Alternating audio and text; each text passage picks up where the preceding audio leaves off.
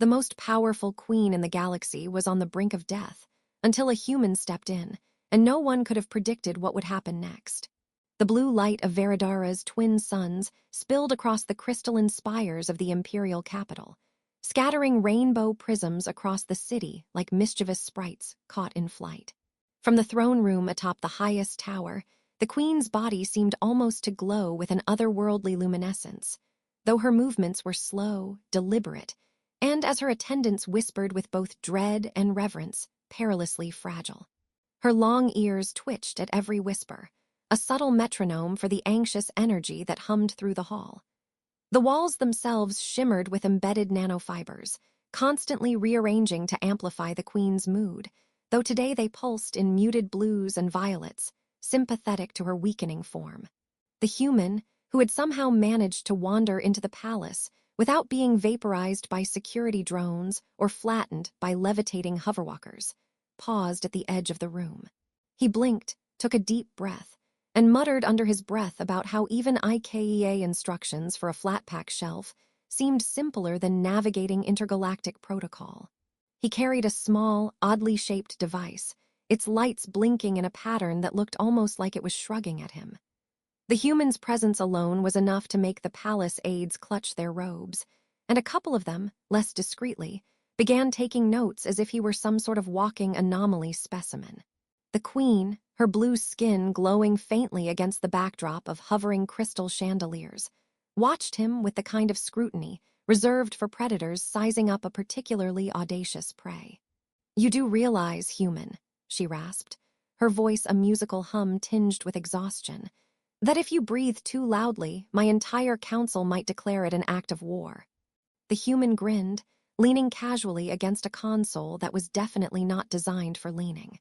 "Noted, Your Majesty, though judging by the way the room smells, somewhere between burnt starlight and panic, I'd say you've already survived worse." He winked, the corner of his mouth tugging with mischief. A few aides gasped.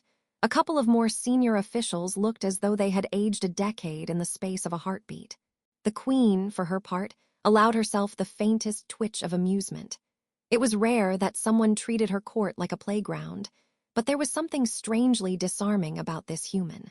Around them, robotic attendants whirred silently, adjusting beams of light and temperature with the precision only advanced machinery could achieve.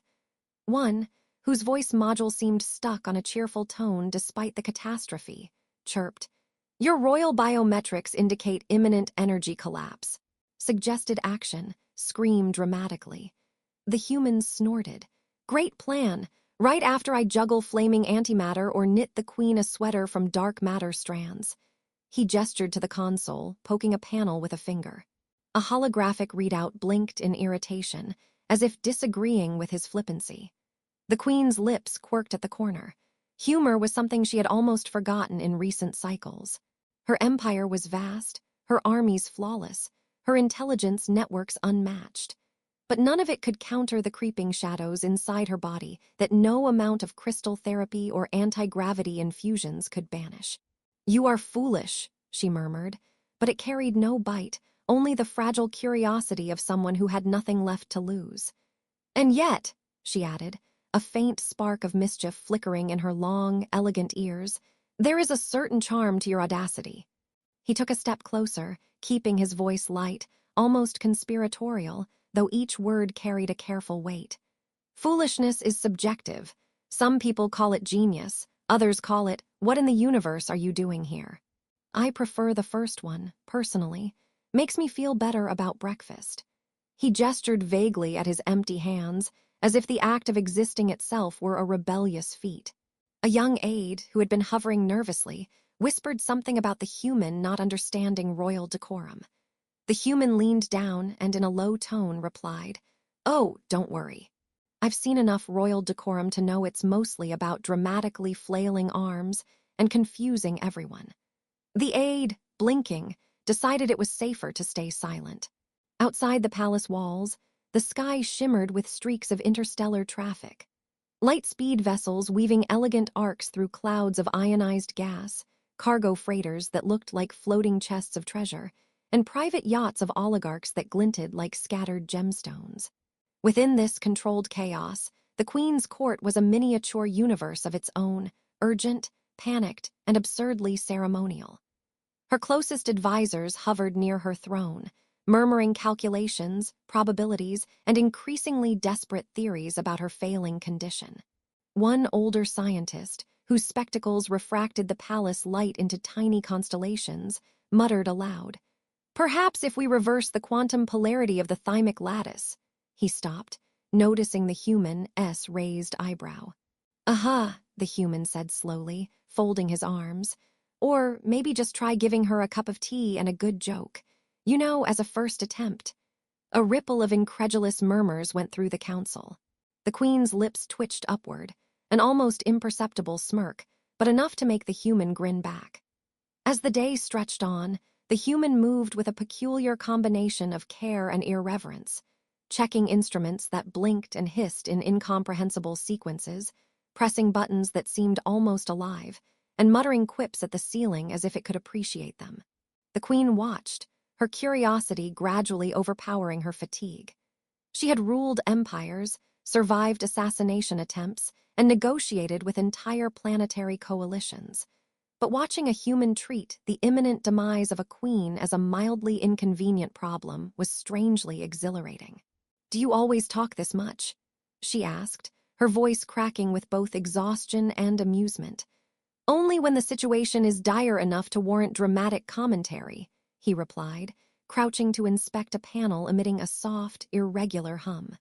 "Otherwise, I just silently panic like a normal person." A minor incident with a hovering robot tray carrying nutrient spheres, essentially alien caviar on a jet-powered platter, ended with it spinning in the air and narrowly missing the human, who caught it with one hand while making a sound that suspiciously resembled a whistle of triumph. The Queen chuckled softly, her long ears flicking back as the aides gasped. One whispered that this was an insult to protocol. The human, hearing it, turned and said, "Protocol? Oh, that's just a polite suggestion, right?" Through the afternoon, the Queen's body seemed to respond subtly to his interventions, though she dared not hope too much. The energy in her veins, previously sluggish and wavering, began to flicker like distant stars in an evening sky, tiny sparks of vitality that promised a fragile reprieve. She observed the human's hands, deft and steady, his blue eyes unflinching even when a delicate, iridescent tube threatened to leak dangerous nanofluid.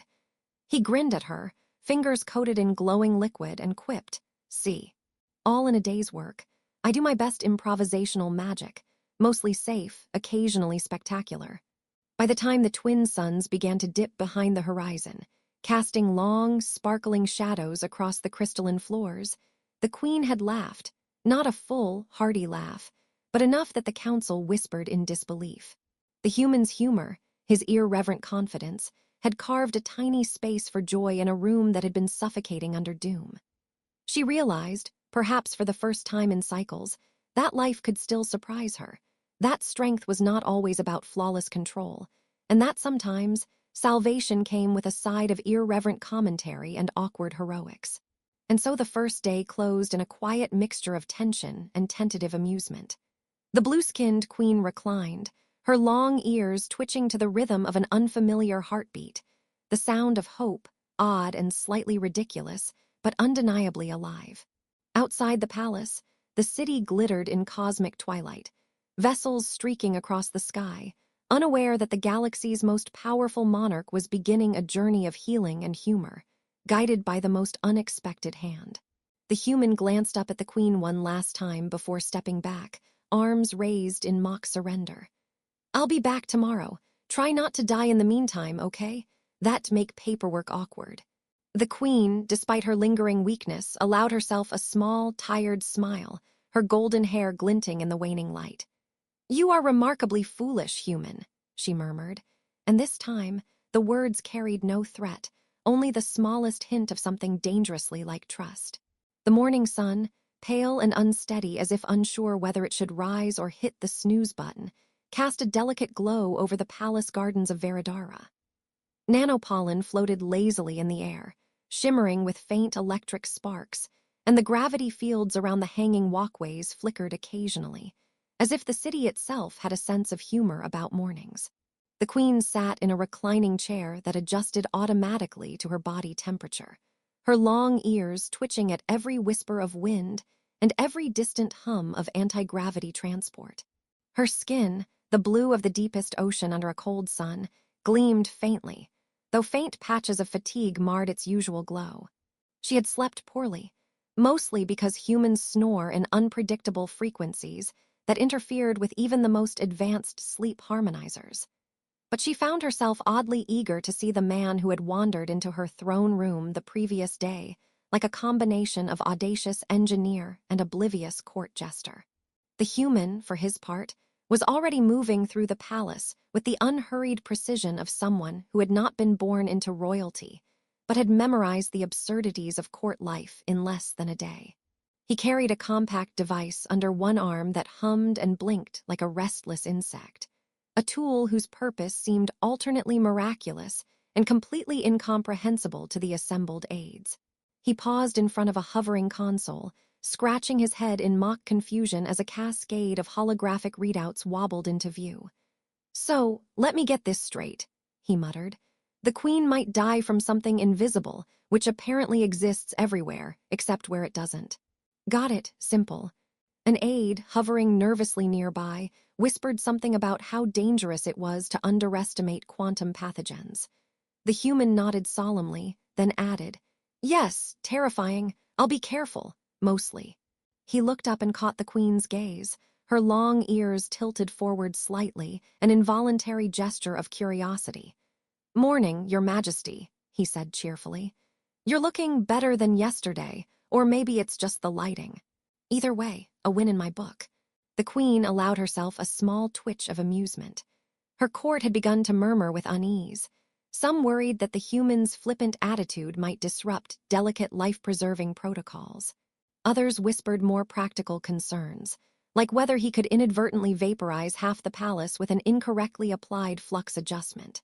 Yet the queen, despite her lingering weakness, found his presence soothing in a strange, improbable way.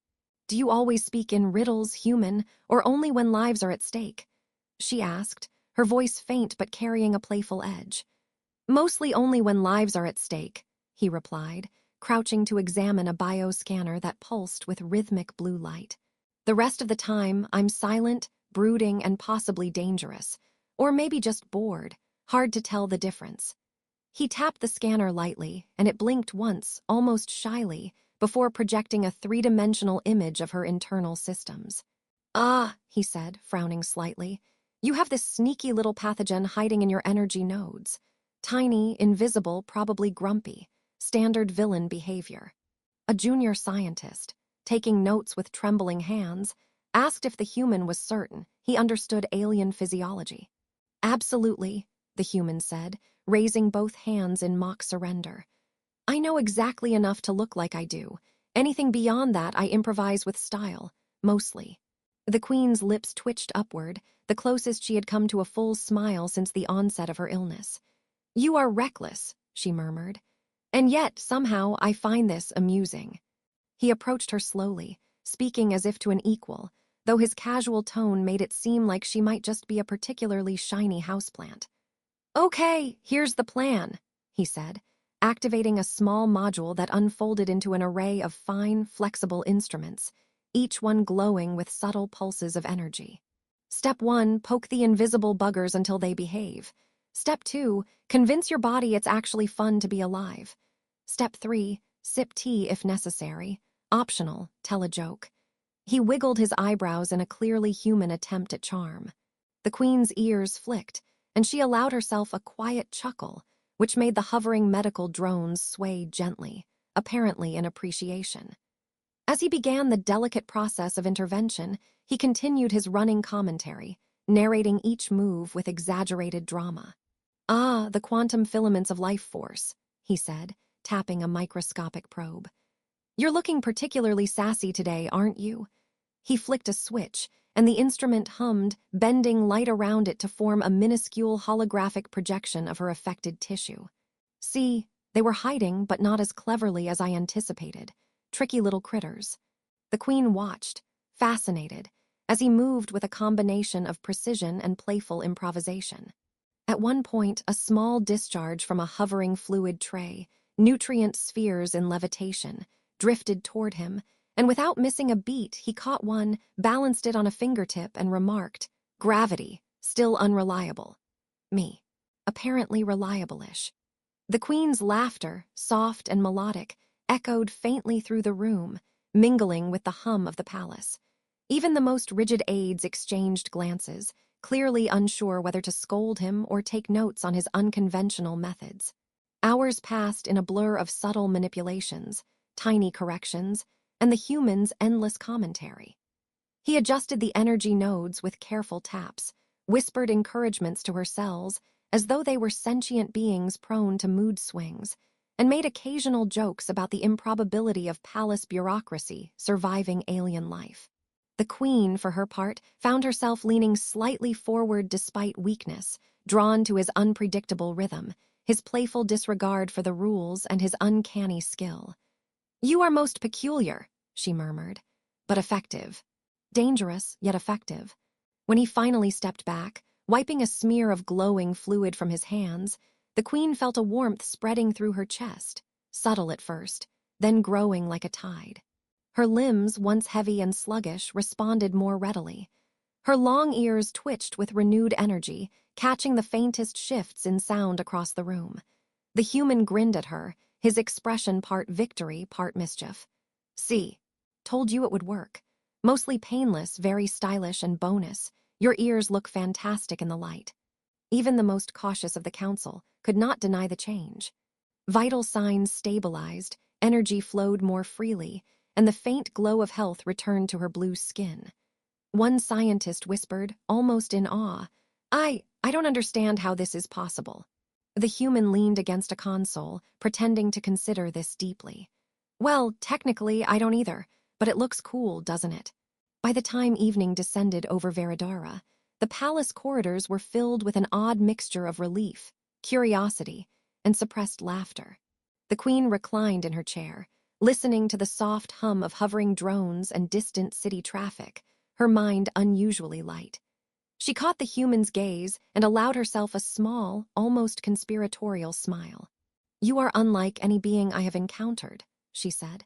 "Do you always dress irreverence as bravery?" "Only on days ending in Y," he replied, shrugging. "Other days I prefer charm disguised as mild incompetence." He paused, leaning closer with mock seriousness. "Also, you should know I accept tips in the form of tea, compliments, or small, non-lethal weapons." Her laugh, light and musical, carried through the throne room. For a moment, the palace seemed suspended between reality and improbability, between fear and humor, between mortality and the faint, flickering hope of life. Outside, the city glittered in twilight, starships streaking across the sky like metallic fireflies, and the Queen realized that the universe had suddenly grown far more unpredictable and far more entertaining. And so, the second day drew to a close with a quiet, electric anticipation. The Queen, still blue-skinned and graceful, but now tinged with the flush of returning strength, regarded the human with a mixture of incredulity, curiosity, and amusement. "You may be the most reckless creature in this empire," she murmured, her long ears flicking, "but you are, strangely, indispensable." The human bowed, theatrically, brushing imaginary dust from his shoulder. "Indispensable is my middle name," he said. "Or maybe it's Harold, I forget which, but your point stands. I'll be back tomorrow, hopefully with more miraculous interventions, fewer exploding gadgets, and at least one good joke." She let him leave, a faint smile tugging at her lips, and in the quiet of the palace, she felt a sensation she had not experienced in cycles. The fragile, exhilarating stirrings of hope, threaded with laughter, and the undeniable awareness that life, even in a galaxy of infinite complexity, could sometimes be saved and enlivened by the most improbable of beings. The palace of Veradara glowed under the twin suns' morning rays, crystal spires refracting the light into 1,000 iridescent rainbows that danced across the polished walkways. The city below was a symphony of motion. Hovercraft zipping through turquoise clouds, commerce drones delivering precious metals and exotic nutrients, and the occasional errant meteor scout glinting in the distance. Within the heart of this luminous chaos, the throne room, usually a temple of somber protocol, hummed with a curious energy. The queen sat regally, her blue skin radiant and her long ears alert, but her gaze, sharp yet softened, followed the human as he moved among his instruments with a mischievous grin, adjusting devices that pulsed with subtle neon light. The human had returned that morning with a confidence that seemed to irritate and amuse in equal measure. He carried his compact toolkit, glowing softly with multicolored signals, and muttered comments that hovered somewhere between practical observation and stand-up routine. "I brought my A-game today," he said, crouching near a panel that floated midair. "And by A, I mean slightly less disastrous than yesterday. Progress, right?" The queen's lips quirked. For the first time in many cycles, she allowed herself a quiet laugh, a sound that mingled with the soft hum of hovering nano-drones polishing the throne's crystalline edges. "Do you ever tire of joking, human?" she asked, her voice carrying a warmth that was unusual for one who ruled entire systems. "Only when someone tries to kill me," he said, tapping a tiny probe against a display that projected the queen's vital energy flows. "And I don't see that happening today, mostly." He flicked a switch, sending a cascade of fine light particles through a tube, which responded with a faint, musical vibration as though delighted by the attention. The queen leaned forward slightly, her long ears flexing, absorbing the energy of the room with renewed vitality. It was time, the human knew, to move beyond stabilizing her condition. The pathogen had retreated into the complex folds of her energy matrix, invisible to all conventional instruments, but not to the combination of human intuition and improvised nanotech. "Okay," he said, speaking to her directly. "This next part requires trust, patience, and a little bit of faith that I don't accidentally turn you into a glowing pumpkin. Are you ready?" The queen regarded him with a mixture of skepticism and curiosity. Her empire, vast and meticulously ordered, had trained her to command, to control, to expect absolute obedience. Yet here was a human who existed outside her hierarchies, treating her not with fear or deference but with irreverent competence.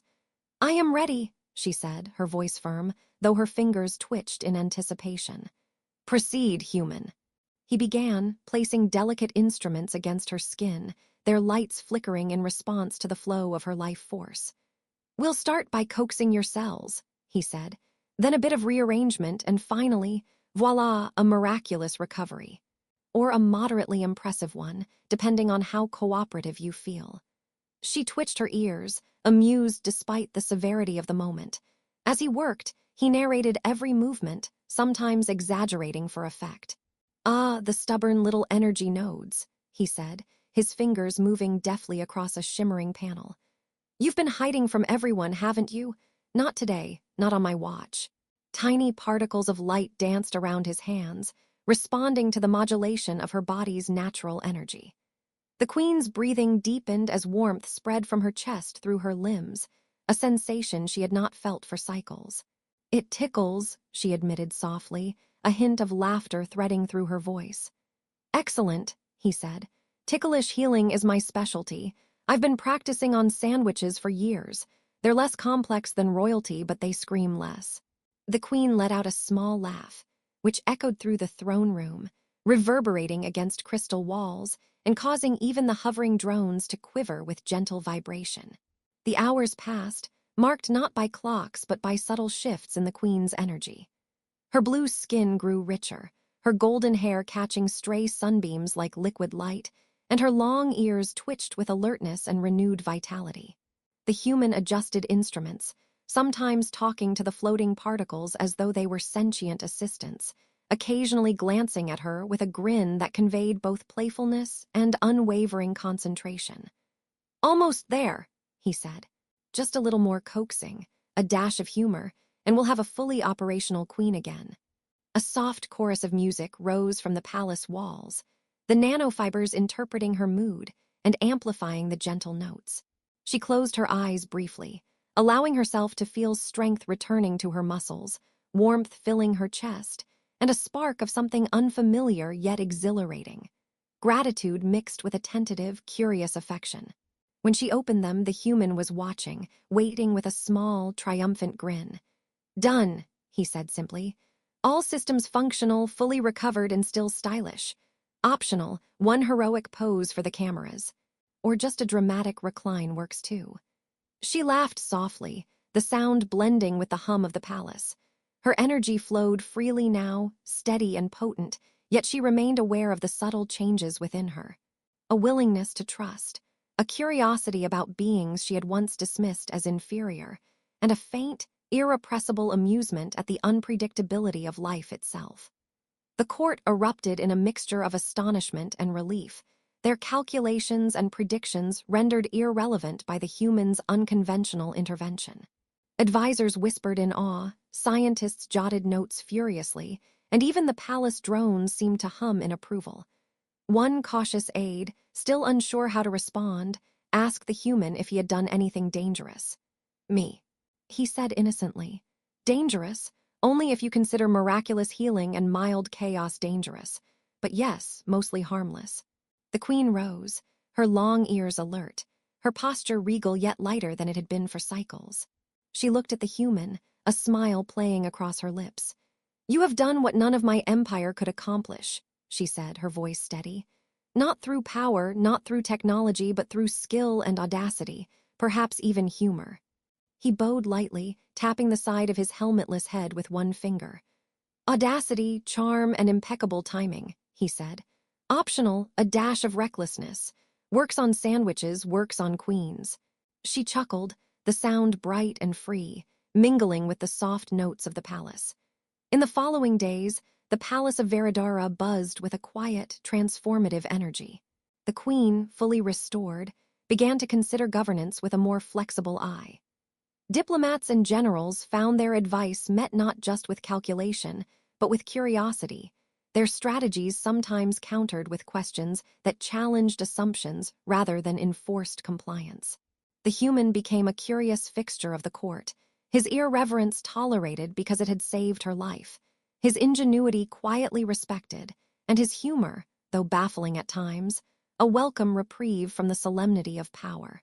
She found herself walking the palace corridors alongside him, occasionally teasing, occasionally laughing at his exaggerated commentary on the empire's absurdities. They debated, joked, and shared quiet moments in the gardens where luminescent flowers responded to thought and emotion, painting the air in subtle, shimmering patterns. For the first time in cycles, she recognized that strength was not only in control, but in the courage to accept aid, to trust, and to see the universe as a place full of unexpected possibilities. The empire, observing this subtle shift, began to adjust as well.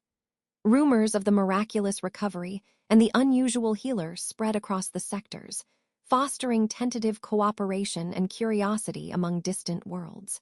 A new respect for the human, his skill, his irreverent courage, and his uncanny ability to navigate alien intricacies, emerged among the people and the courts alike. Even those who had doubted the queen's longevity found themselves intrigued, entertained, and cautiously inspired. As twilight descended over Veradara, the queen and the human stood together on the highest terrace, watching the city glitter below. Starships traced arcs across the sky, their lights reflecting in the pools of hovering gardens, while distant moons glimmered faintly against the sapphire clouds. The queen's long ears twitched thoughtfully. "You have changed more than my body, human," she said softly. "You have changed the way I see life and power, perhaps even the way this empire will grow." He leaned on the railing casually, hands in pockets, eyes bright with the same mischievous glint that had first startled her. "Happy to help," he said, "though I have to admit, changing empires wasn't on my to-do list this week. Mostly just saving lives and making jokes." She smiled, a full, unguarded smile that reached her luminous blue eyes. "Then you are more remarkable than I realized. Your audacity, humor, and skill all have woven themselves into the fabric of my life and this empire." The city below shimmered, alive with possibility, and for the first time, the queen felt unburdened by fear or expectation. Life, unpredictable, dangerous, and at times absurdly humorous, had renewed itself in her veins. And in the human, she saw a reflection of hope, daring, unconventional, and irrepressibly alive. The night deepened, stars flickering in distant constellations, and together they looked forward, not just as sovereign and healer, but as two unlikely companions in a galaxy where trust, laughter, and courage had the power to reshape everything. In the quiet glow of the terrace, she allowed herself a thought she had never permitted before. Perhaps the most enduring strength was not in control or command, but in the willingness to embrace the impossible, the unpredictable, and the irreverent, with someone remarkable at your side. And so the Empire, the Queen, and the human healer all stepped forward into a new dawn, their paths intertwined, their laughter echoing faintly against crystal walls, and their hearts open to a future as vast and unpredictable as the stars themselves.